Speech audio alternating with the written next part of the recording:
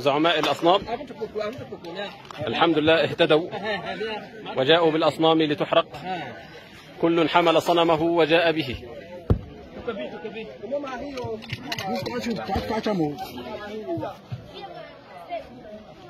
هذا أفضل يوم طلعت فيه الشمس على هذه القرية، حيث جمعوا أصنامهم. وزعماء الأصنام هؤلاء سيعيدون نطق الشهادة بعد اللقاء الخاص بهم. أشهد أن لا إله إلا الله وأشهد أن محمدا رسول الله.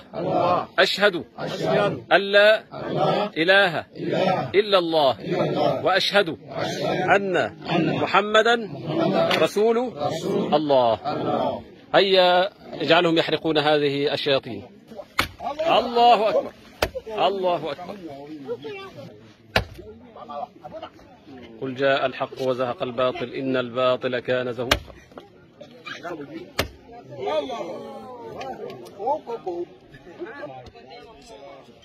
وقل جاء الحق وزهق الباطل إن الباطل كان زهوقا.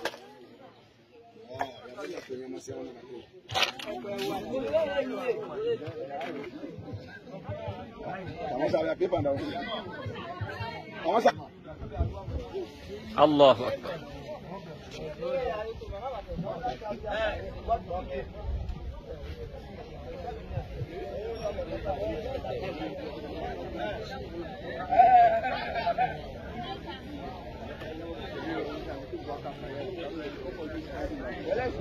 في محفل كبير تخلصت القرية الكريمة من أصنامها وأسلموا جميعا، والحمد لله رب العالمين في هذا اليوم الطيب، يوم 12 من شهر جمادى الآخرة سنة 43 و400 وألف.